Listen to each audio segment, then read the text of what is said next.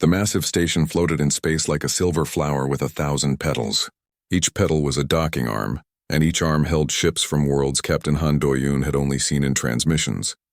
His hands gripped the armrests of his command chair as the horizon's edge moved slowly toward its assigned dock. The ship was small compared to the vessels around it. Their hull was marked with scratches and burns from the long journey. Earth's first deep space starship looked like a child's toy next to the elegant alien vessels. Docking sequence initiated, Lieutenant Park Min-ji said from her station. Her voice was calm, but Do-yoon saw the tension in her shoulders. They were about to meet the galaxy, and the galaxy had been watching Earth for a very long time. The station grew larger in the viewing screen. Lights blinked along its surface like stars. Somewhere inside that massive structure, thousands of alien species were gathering for the Council of Stars. It was the biggest meeting in the galaxy, held once every Earth year, and for the first time, humans had been invited. Captain, we're getting guidance signals, Engineer Kang Junho called from the back. They're directing us to Dock 773. Min-ji pulled up the dock assignment on her screen. Her face went blank. Sir, that's in the cargo section. The abandoned cargo section. Do-yoon felt a cold weight in his stomach, but he kept his voice steady. Acknowledged. Take us in. Dr. Yoon Hana looked up from her xenobiology station. Perhaps it's a mistake. We should contact station control. It's not a mistake, Do-yoon said quietly. They know exactly where they're putting us. The docking took another 20 minutes. When the airlock finally sealed and pressure equalized, Do-yoon stood and straightened his uniform. It was a simple design. Dark blue with Earth's symbol on the shoulder. Nothing fancy, nothing impressive. Min-ji, Hana, you're with me. Hunyo, keep the ship ready. For what? Hunyo asked. Anything. The corridor beyond the airlock smelled like old metal and recycled air. Lights flickered overhead. This part of the station hadn't been used in years. Their footsteps echoed as they walked toward the main assembly hall. Do-yoon kept his head high, but inside anger burned. This was Earth's welcome to the galaxy. A forgotten hallway in a forgotten section. The main hall took his breath away despite his anger. It was enormous, a sphere at least 2 kilometers wide. The floor was transparent, showing the planet below. Hundreds of platforms floated in the air, each holding representatives from different worlds. Some species looked almost human. Others were so alien that Do-yoon couldn't tell which end was the head. A guide met them at the entrance. It was a small floating robot with a pleasant voice. Earth delegation, please follow me to your platform. Their platform was near the bottom of the sphere, far from the center where the important species gathered. But at least they had one. Do-yoon, Min-ji, and Hana stood on the small disk as it lifted them up into the chamber. The presentation started an hour later. A massive hologram appeared in the center, showing Earth rotating slowly. A voice spoke in a language Do-yoon didn't know, but his translator earpiece converted it instantly. Species 72749, designation human, home planet Earth, technological classification, primitive, social classification, violent. Request, admission to Galactic Council. Laughter rippled through the chamber. Not from everyone, but enough. Do-yoon's jaw tightened, a crystalline being floated forward. Its body was made of what looked like living glass, refracting light in rainbow patterns. The translator identified it as Crystal 9, ambassador of the Velthara. The council recognizes the Velthara, the central voice announced. We have observed Earth for 600 of their years, Crystal 9 said. Its voice sounded like wind chimes. They still use chemical combustion for space travel. Chemical combustion. They split atoms to create energy, poisoning their own world in the process. Their computers are based on electrical switches. Switches. They are children playing with dangerous toys, more laughter. Hana's hands clenched at her sides, but she said nothing. Another voice boomed across the chamber. The council recognizes War Prime Drakor of the Korthan Empire. A massive creature stood on a platform near the center. It was easily 3 meters tall, covered in dark purple scales with 4 arms and a head that looked designed for ramming. Its eyes glowed red. I have reviewed Earth's military history, Drakor said. His voice was deep and harsh. In the last 200 years alone, they have fought over 70 major wars. They have created weapons specifically designed to cause maximum suffering. They have killed billions of their own kind. And now they want to bring this violence to the stars? I say no. Let them mature for another 1,000 years if they survive that long. The chamber erupted in discussion. Some aliens nodded in agreement. Others seemed curious. But no one spoke in Earth's defense. Then a third voice cut through the noise, ancient and tired. The council recognizes Elder Whisper of Aeons of the Cypherine Collective. The Elder was difficult to see at first. It looked like a cloud of mist that occasionally formed shapes. When it spoke, the voice seemed to come from everywhere at once. Young species come before us every century, seeking to join the community of stars. Most are not ready. Some will never be ready. Humanity's own data shows they cannot even agree among themselves. They destroy their environment. They fight over invisible lines drawn on maps. They worship thousands of different gods and kill each other over whose god is real. They are infants, and infants do not belong at the adults' table. Application denied. Request resubmission in 1,000 years. The decision was final. The platforms began to lower as the meeting ended. Doyen stood frozen, humiliation washing over him. They had traveled for 6 months to get here. Earth had spent every resource it had to build the horizon's edge. And in less than an hour it was over. "Sir?" Minji said softly. "We should go." They returned to the ship in silence. Unyo met them at the airlock. "How did it—" He saw their faces and stopped talking. That night Doyen couldn't sleep. He floated in the zero gravity of his quarters, staring at Earth through the small window. From here it was just a blue dot, barely visible behind the station. How could he go home and tell them the galaxy didn't want them? At 0300 station time, the alarm woke him. Minji's voice came through the comm. "Captain to the bridge now." Doyen pulled himself through the corridors, still half asleep. The bridge lights were dim, showing only emergency systems. Minji and Junho were both there, staring at the main screen. "What is it?" "Distress signal," Minji said. "Velthera colony ship, Outer Rim sector. They're under attack." The screen showed a transmission, broken and desperate. Doyen could see explosions in the background. Velthera was screaming in its chiming voice. "It's the Ravagers," Junho said. "They're hitting the colony ship with everything they have. Has the council sent help?" "They're debating it," Minji said, and her voice was cold with contempt. "The colony is 3 days away at standard FTL speed. The Ravagers will destroy it in 2 hours. The council is arguing about jurisdiction and who should send ships." Doyen watched the screen. Civilians were dying while politicians argued. He thought about the laughter in the assembly hall, the condescension, the dismissal. Then he thought about what Dracacor had said. Humans were violent, dangerous, too primitive to join the civilized galaxy. Maybe it was time to show them what primitive really meant. "Minji, plot a course to those coordinates." Junyo prepped the weapon systems. "Sir?" Junyo stared at him. "We can't fight the Ravagers." "No one can. They travel in fleets." "I know. Captain," Hana said from the doorway. She had just arrived. "If we do this, we're violating at least a dozen protocols. We could lose our bid for council membership permanently." Doyen looked at each of them. "Those people are dying. The galaxy is debating. We can be there in under an hour." "How?" Minji asked. "Emergency burn protocol. Full power." Junho's eyes went wide. "That'll burn through half our fuel reserves and probably damage the engines." "I know. Do it anyway." For a long moment, no one moved. Then Minji smiled. It wasn't a nice smile. "About time we showed these aliens what humans can do." Doyen strapped into his chair. "All hands prepare for emergency burn. We're going to save those people, and the galaxy is going to watch." The horizon's edge turned toward the outer rim. Deep in its core, the experimental Earth engines began to howl.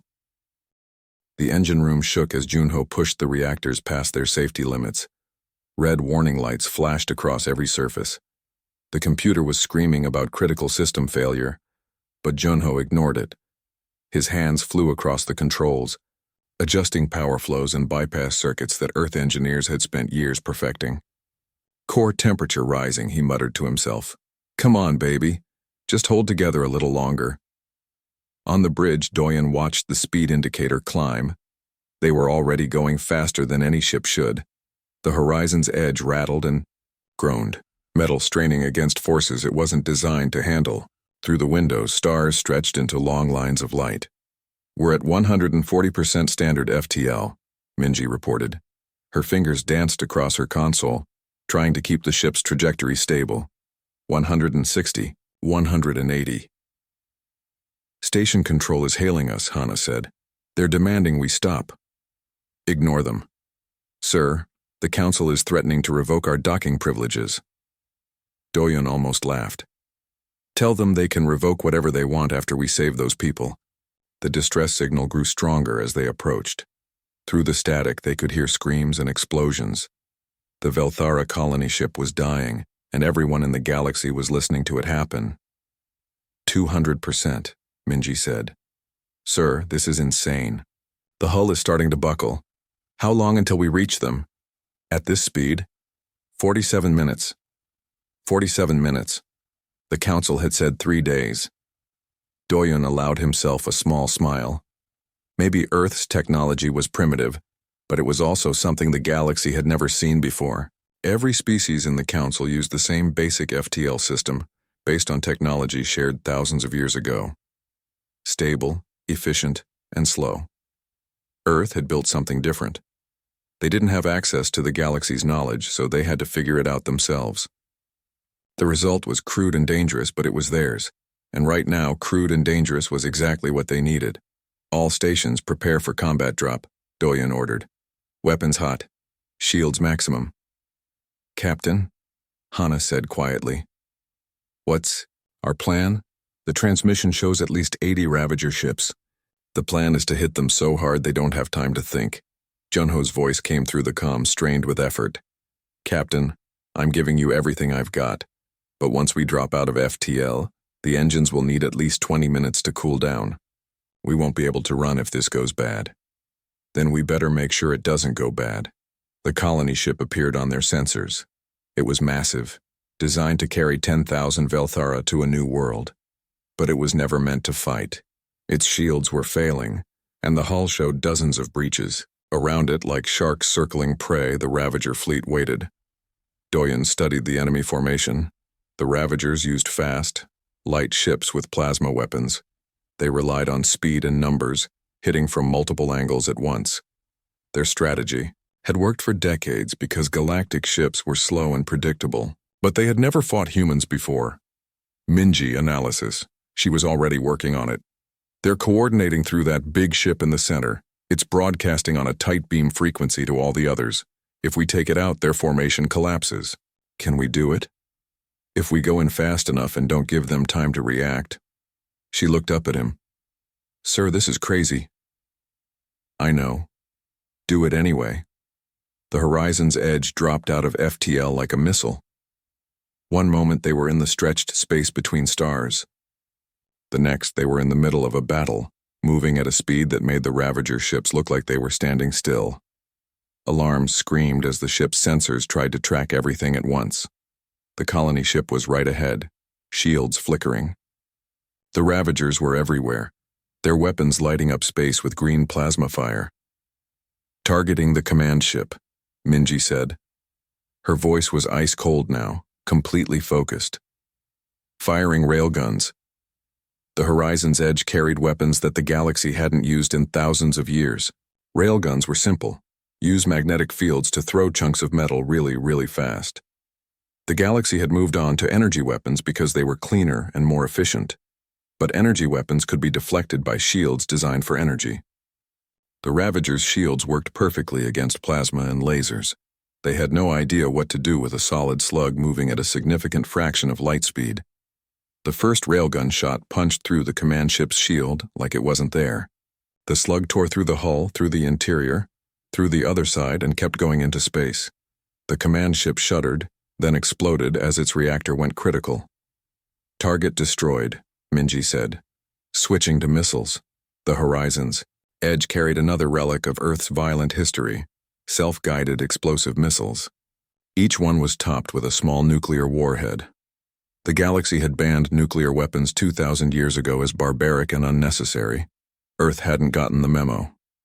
20 missiles streaked out from the horizon's edge, each one seeking a different Ravager ship.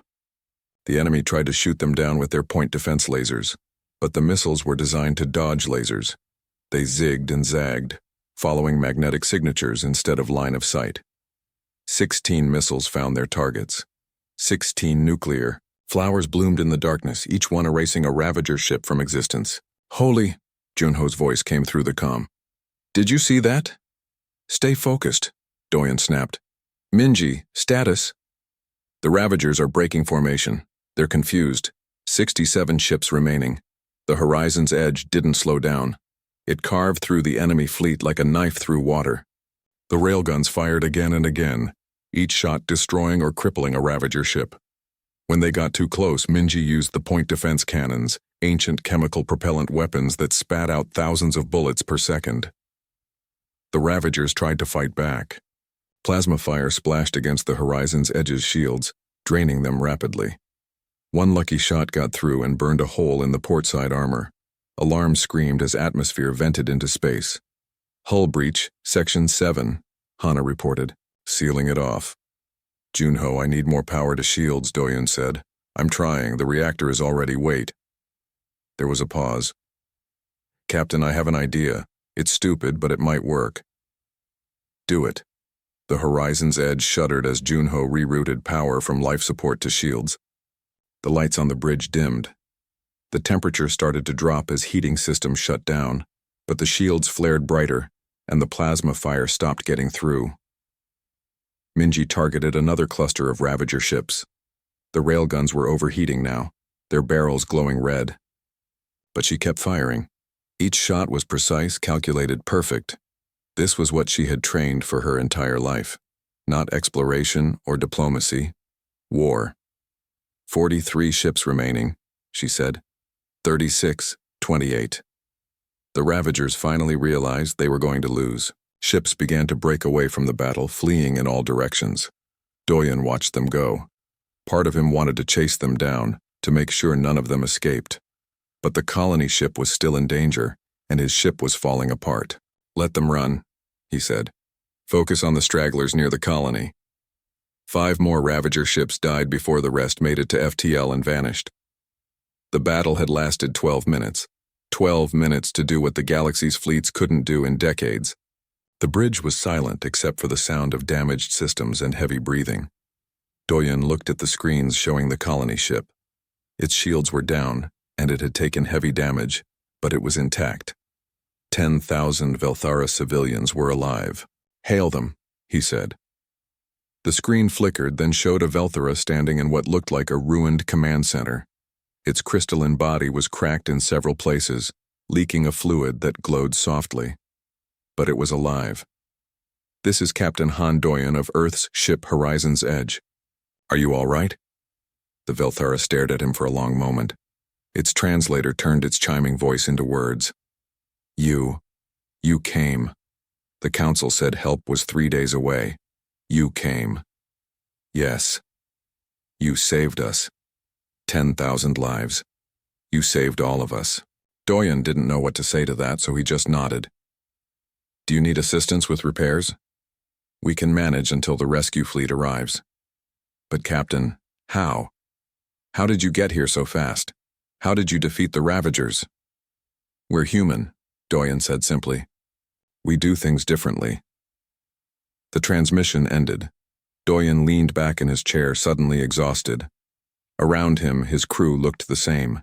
They had just fought and won a battle that should have been impossible. "Sir," Hana said. She was looking at her console. "The station is requesting immediate contact. So is the council. So is everyone. The battle was broadcast on emergency channels. The entire galaxy just watched us fight." Doyen closed his eyes. They had wanted to prove Earth belonged in the stars. Well, they had certainly done that, but he wondered what price they would pay for this victory. "Get me the station," he said. "Let's see what the galaxy thinks of primitive humans now." The screen flickered to life, showing the assembly chamber. Every platform was full. Every species was watching. And for the first time since Earth had arrived, no one was laughing. In the silence, Doyen realized something important. The galaxy hadn't ignored the Ravagers for lack of trying. They had ignored them because they couldn't stop them. The Ravagers' speed and tactics were too effective against ships designed for peaceful exploration. But Earth's ship wasn't designed for peace. The assembly chamber was completely silent when Doyen's face appeared on the main screen. Every ambassador, every observer, every member of every species just stared. The human captain looked tired. His uniform was stained with sweat and his hair was messy, but his eyes were steady. "This is Captain Han Doyen. The Velthara colony ship is secure. All civilians are safe. We are returning to station. He cut the transmission before anyone could respond. The silence lasted another 5 seconds. Then the chamber exploded into chaos. Crystal 9, the Velthera ambassador, rose from its platform.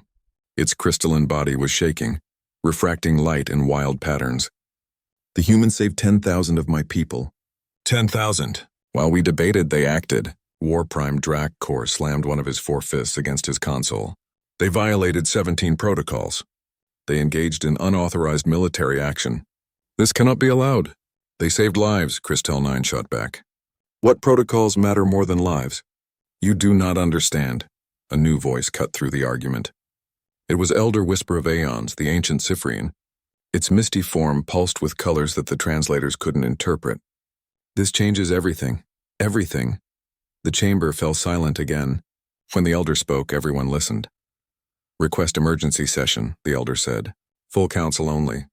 Classified level maximum. We must discuss what the humans have done. 4 hours later, the emergency session convened. Only the most powerful species were allowed to attend. The viewing galleries were empty. The transmission feeds were cut. What happened in this meeting would be hidden from most of the galaxy, but not from Earth. Dr. Yoon Hana had spent those 4 hours doing something the galaxy thought impossible. She had hacked into the station's archive network. Human computer science was primitive by galactic standards, but it was also completely unknown. The security systems didn't know how to stop an attack they had never seen before. She sat in her small quarters on the horizon's edge, watching the emergency session through a screen that shouldn't be able to receive that signal. Beside her, Doyen, Minji, and Junho watched too. Can they trace this? Doyen asked. Eventually, Hana said, but not for a few hours. Whatever they're about to discuss, they really don't want anyone to know about it. On the screen, Elder Whisper of Aeons spoke. I call this session to order. The subject is humanity, specifically their origin. We know their origin, Dracor said. They evolved on Earth. We have observed them for 600 years. 600 years, the Elder repeated. Yes, that is when we started observing them, but it is not when we first encountered them. The chamber stirred with confusion. Crystal 9 spoke up. What do you mean? Earth has only recently achieved space travel. Modern Earth has, yes, but Earth itself is much older in our records. The Elder's form rippled. I am activating classified archives. Level 10. Authorization. Elder Whisper of Aeons. The holographic display in the center of the chamber changed. It now showed text in an ancient language, slowly translating into modern galactic standard. Hana leaned forward, her translator working to convert the words. Oh no, she whispered. Doyen grabbed her shoulder. What? What does it say? It's a quarantine order. Dated 50,000 years ago. For Earth. On the screen, the Elder continued. 50,000 years ago, a species came to the stars from the third planet of a yellow star. They called themselves the Terran Primordials. They were violent, aggressive, and brilliant at war. In less than 2,000 years, they conquered 300 systems. The chamber erupted in shocked chatter. The Elder waited for it to die down. The Primordials did not conquer for resources or territory. They conquered because competition was in their nature. Their homeworld was harsh. Their evolution was driven by constant struggle. When they reached the stars, they brought that struggle with them. What happened to them? Crystal 9 asked. The galaxy united against them. Every major species, every minor species, every civilization that wanted to survive joined together. The war lasted 500 years. It nearly destroyed both sides, but eventually we won. More text appeared on the holographic display. Hana translated quietly for her crew. It says they drove the Primordials back to their home system. Then they placed a quantum lock around the entire solar system, a barrier that prevented any technology from functioning beyond the planet's orbit. The lock was designed to last until the species evolved past their violent nature, the Elder said. Or until they went extinct. Either way, they would never threaten the galaxy again. But the lock failed, Dracor said slowly. The humans are here. Yes, then they are the Primordials. The ancient enemy has returned. Or, Crystal 9 said, they are the descendants of the Primordials. 50,000 years is a long time. Perhaps they have changed. Changed? Dracor's laugh was harsh. Did you not watch the same battle I did? They destroyed the Ravagers with weapons we abandoned as barbaric thousands of years ago. They used nuclear weapons. They used kinetic kill vehicles. These are the tools of savages. These are the tools that saved my people, Crystal 9 said coldly. The argument continued for an hour. Some species wanted to renew the quarantine immediately. Others wanted to study the humans further. A few, like the Velthera, argued that saving lives proved humanity had evolved beyond their ancestors. Finally, the elder spoke again. We will investigate further. The humans will be confined to their ship while we research. If they are truly the primordials reborn, we must act before they spread. If they are something new, we must understand what that means. This session is adjourned. Back on the horizon's edge, the crew sat in stunned silence. Doyen finally spoke. Hana, is there any way to verify this? Could we really be descended from these primordials? I don't know. I would need to access more of their archives. But Captain, 50,000 years is a long time. If the primordials were on Earth back then, there should be archaeological evidence. Ruins, technology, something. Unless it all turned to dust, Minji said quietly. 50,000 years is enough time for almost anything to disappear. Junho was pacing back and forth. So what do we do? Just sit here while they decide whether to lock us away forever? No, Doyun said. He stood up, decision clear on his face. Hana, can you get back into those archives? Probably. Why? If we're going to be judged for our ancestors' crimes, I want to know exactly what those crimes were. Get me everything you can about these primordials. Who they were, what they did, why the galaxy was so afraid of them. That could take days, Captain. Then you better start now. For the next 3 days, Hana barely slept. She dove into the station's deepest archives, pulling up files that hadn't been accessed in millennia. The others helped when they could, but mostly they just watched her work. What she found was disturbing. The primordials had been terrifying fighters. They used psychological warfare, targeting enemy morale. They created weapons specifically designed to cause pain and fear. They took prisoners not for information but to break their enemies' will to fight. Their tactics were ruthless and effective. But they weren't just monsters. The archives also showed that primordial soldiers followed strict codes of honor. They never targeted civilians if military targets were available. They kept their word on treaties and surrenders. They mourned their own dead with elaborate rituals. They weren't evil, Hana said on the 3rd day. Her eyes were red from staring at screens. They were just really good at war. And they couldn't turn it off. Like a weapon that's always loaded, Minji said. Exactly. That night, Junho noticed something in the ship's systems. Someone was accessing their files remotely.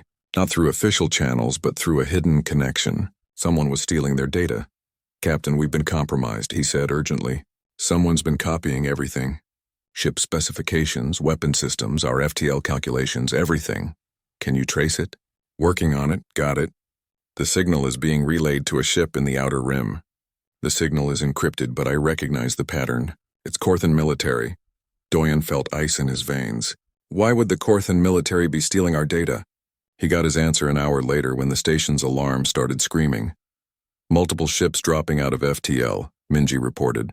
23 contacts identifying. Captain, they're Korthan warships, including 2 dreadnoughts. Are they responding to hails? No, sir. They're moving into attack formation. Around what target? Minji looked up, her face pale. Around us. Captain, they're forming up to attack the station. To attack us. Doyen ran to the bridge, his crew right behind him. Through the windows, he could see the Korthan fleet.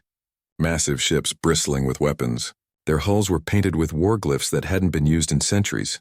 Station Control, this is Horizon's Edge. Do you see the Korthan fleet? We see them, the response came back. The voice was panicked. They've disabled our weapons. Cut our communications.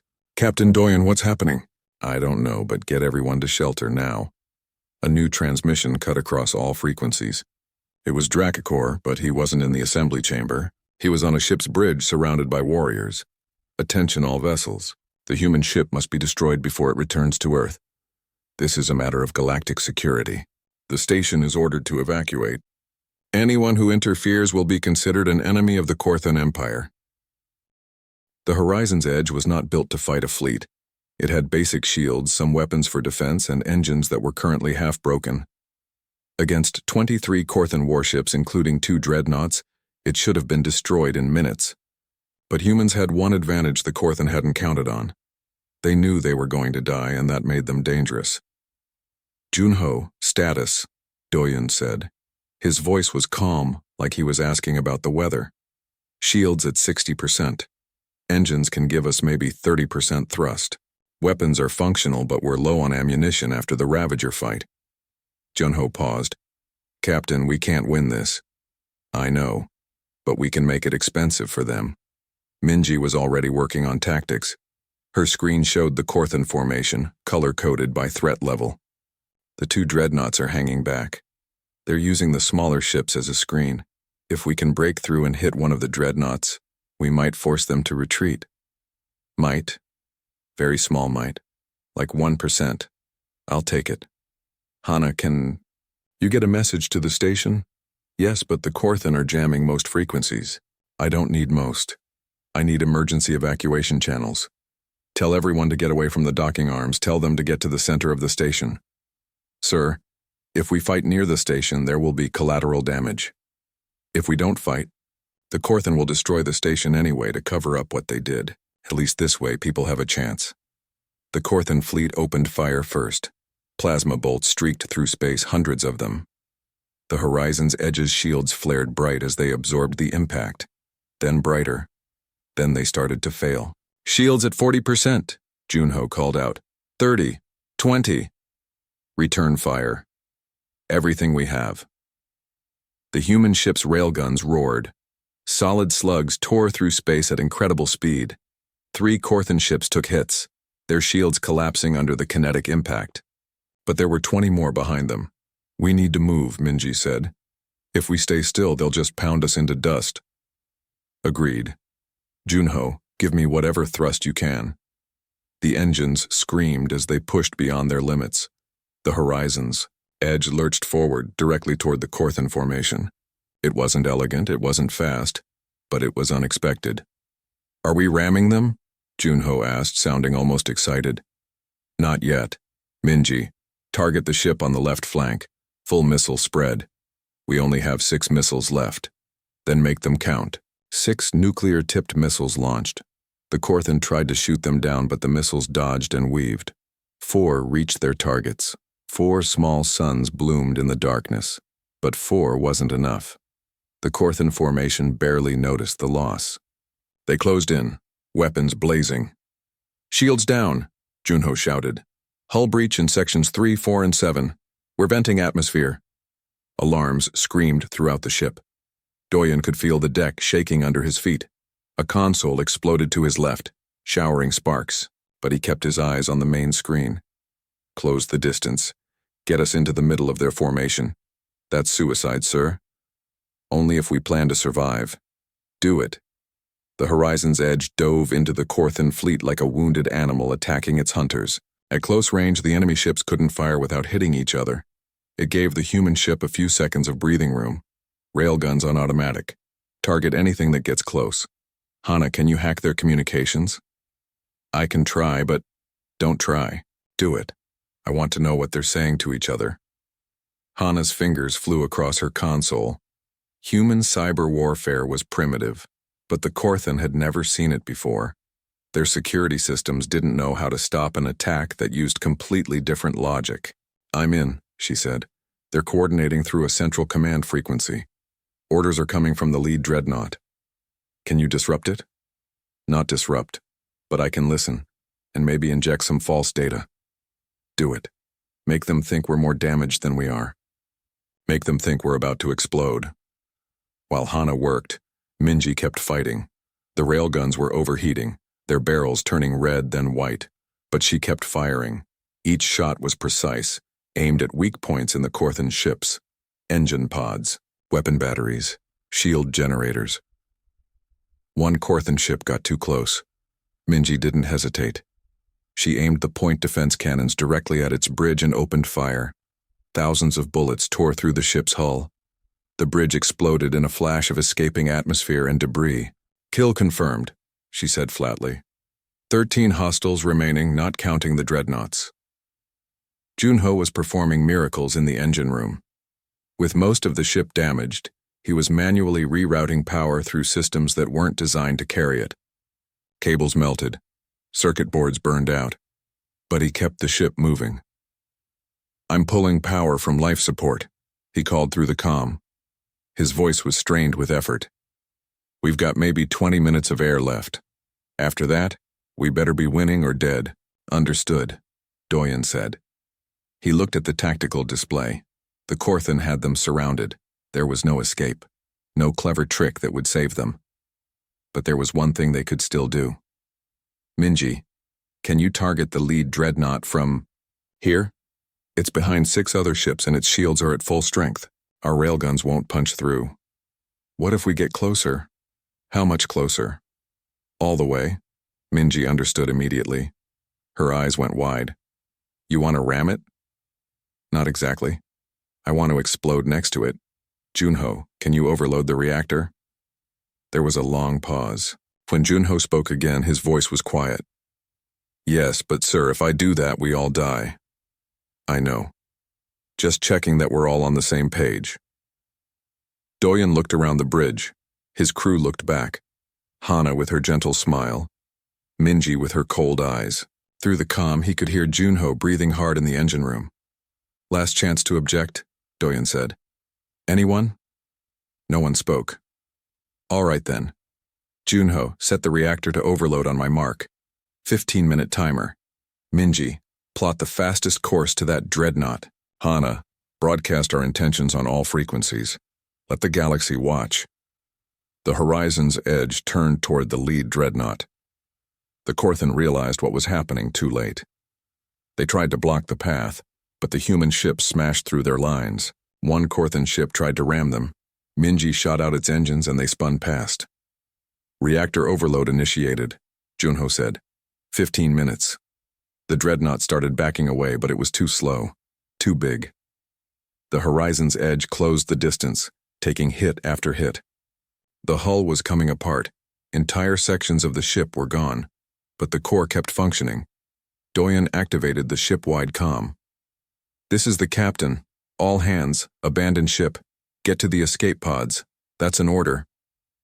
Sir, there's not enough pods for everyone, someone called back. I know, civilians and injured first, everyone else to the pods, move. What about you? Minji asked. Someone needs to pilot the ship, that's me. With respect, Captain, you're a terrible pilot. I'm staying. Me too, Hana said. Someone needs to keep broadcasting. The galaxy needs to see this. Junho's laugh came through the comm. You think I'm going to run away now? Please, I need to see this through. 10 minutes, the computer announced.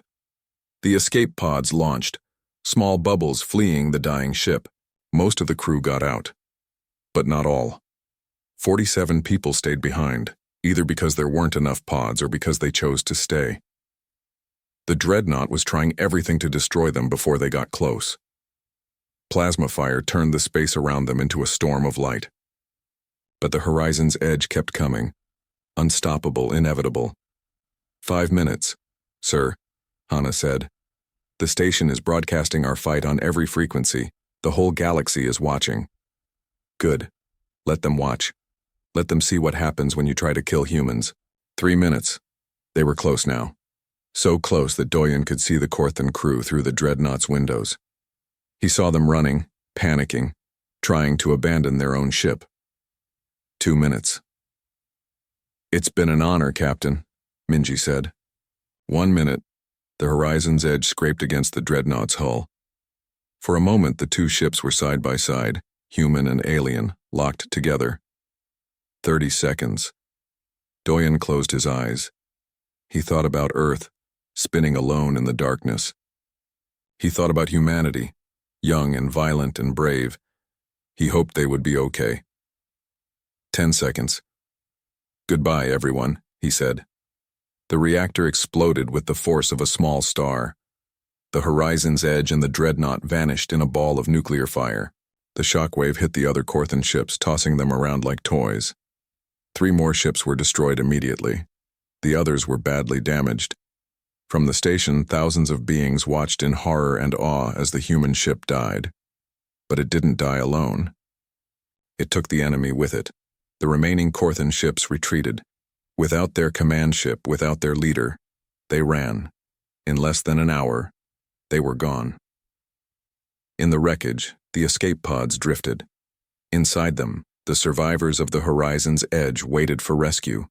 They had lost their ship. They had lost their captain and dozens of crew members, but they had won. And across the galaxy, every species that had mocked Earth now understood. Humans were not to be underestimated, not to be dismissed, not to be attacked, because humans would burn the world down before they surrendered. They would die fighting before they accepted defeat. The galaxy had called them young and primitive. The galaxy had learned better. The medical bay of the station smelled like antiseptic and something alien that the translators couldn't identify. Park Minji lay in a bed designed for species with different body shapes, staring at the ceiling. Her left arm was in a regeneration cast. Her ribs were cracked. Burns covered 30% of her body, but she was alive. The escape pod had protected her when the horizon's edge exploded. Barely.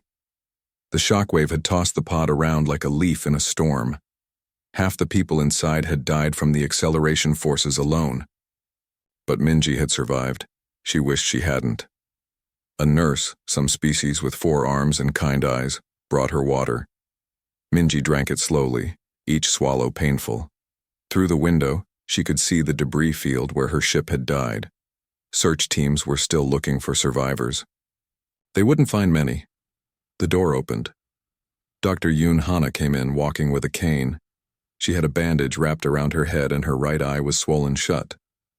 But she smiled when she saw Minji awake. "You look terrible," Hana said. "You look worse." They both laughed, though it hurt. Hana sat down carefully in the chair next to the bed. "How many?" Minji asked quietly.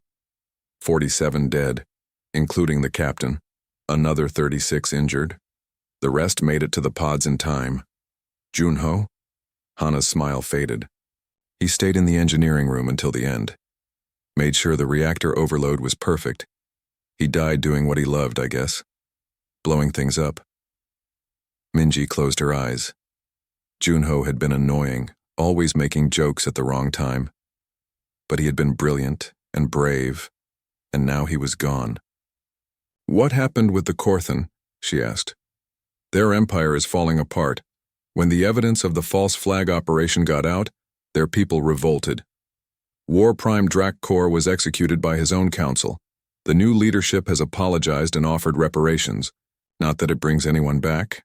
And the council? Meeting in 3 days. About us. About Earth." Minji opened her eyes. "What's the vote going to be?"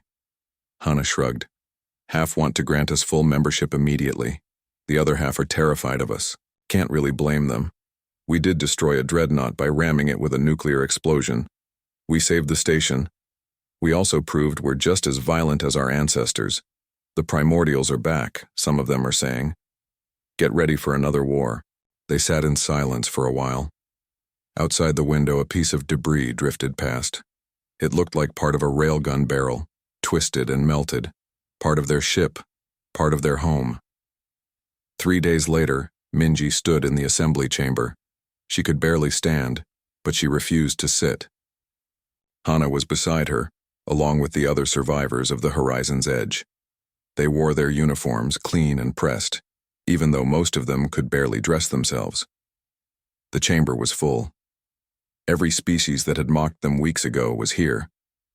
Every ambassador who had laughed at Earth's primitive technology was watching, but no one was laughing now. Elder Whisper of Aeon spoke first. Its misty form was darker than usual, tinged with colors that the translators said meant sadness. "We have reviewed the events of the past weeks, the rescue of the Velthara colony, the discovery of Earth's connection to the primordials, the false flag attack by Korthan extremists, the destruction of the horizon's edge." The elder paused. The entire chamber was silent. 47 humans died defending this station and its people. They died protecting species they had just met. Species who had mocked them, dismissed them, called them primitive and violent. Another pause. Perhaps we were wrong about what those words mean.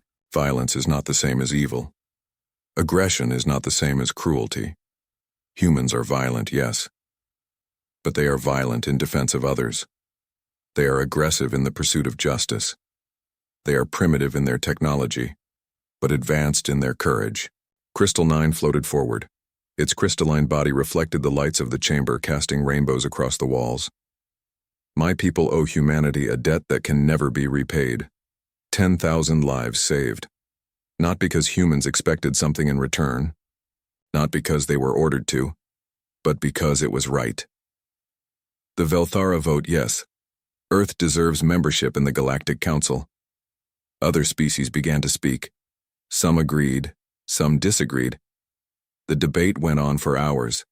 Minji stood through all of it, her legs shaking but her spine straight. Beside her, the other survivors stood just as tall. They were witnesses. They were proof.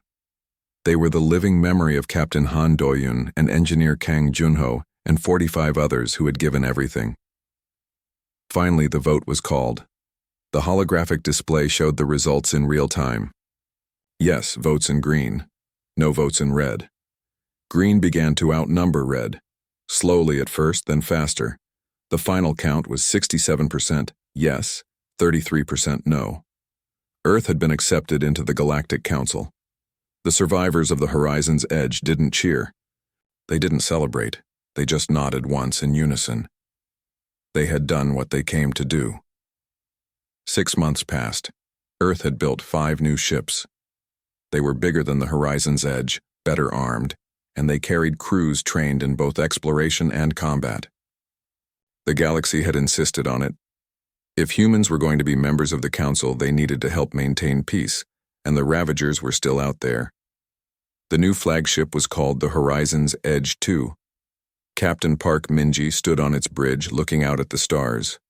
She had recovered from her injuries mostly. The scars would never fully fade, but she wore them with pride.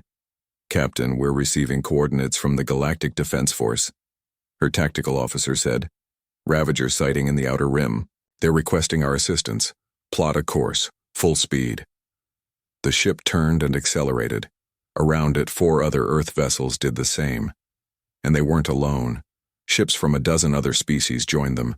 Velthara, Korthan, even some Sifrine. The galaxy had learned something important. When humans said they would help, they meant it. When they said they would fight, they followed through. And when they gave their word, they died before breaking it.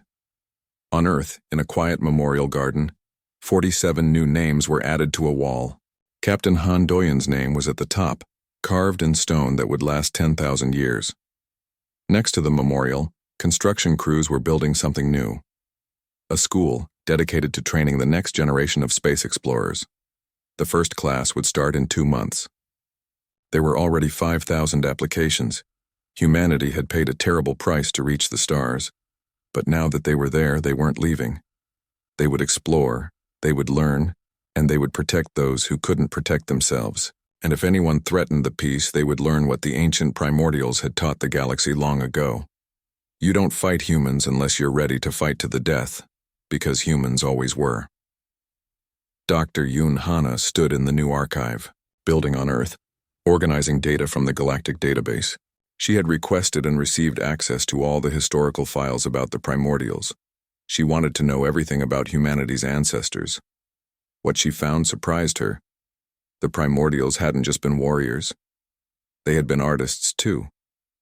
Poets, philosophers. The galaxy had forgotten that part, had erased it from the official histories. All anyone remembered was the violence. But in the deep archives, Hana found poems written by primordial soldiers, songs about missing home, letters to families they would never see again. They had been people, just people, who had been good at the terrible art of war, just like modern humans. She wrote a report about her findings and sent it to the council. She wanted them to understand that humans weren't monsters or angels. They were just people trying their best in a dangerous universe. The last person to visit Captain Doyun's memorial that day was an old woman. She carried flowers, simple earth flowers, that somehow looked wrong on this perfect alien world. She placed them at the base of the stone, then stood there for a long time. She was Doyun's mother. She had raised him alone after his father died in a factory accident. She had watched him grow up dreaming of the stars. She had been so proud when he made captain. Now he was gone, and she was here, on a space station, millions of kilometers from home, looking at her son's name carved in stone. "You did good, baby," she whispered. "You did so good." She touched the stone once gently, then turned and walked away. Behind her, the stars continued to shine, cold and distant and beautiful. Far across the galaxy, the Horizon's Edge 2 engaged a Ravager fleet. The battle was brief and brutal.